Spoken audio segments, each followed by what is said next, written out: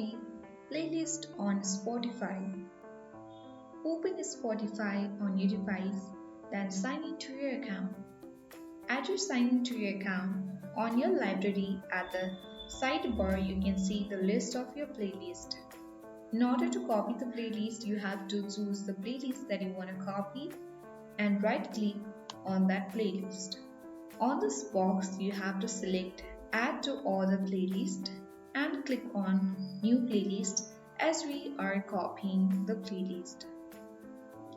Then as you can see that the playlist has already been copied, you can right click here and click on the edit details option and edit the name and the description also you can add, which is optional.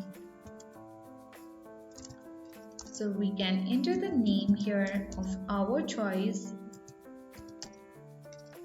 and click on the save button. So that's how we easily copy playlists on Spotify. I hope this video was helpful for you. If it was, then hit the like button and subscribe to our channel.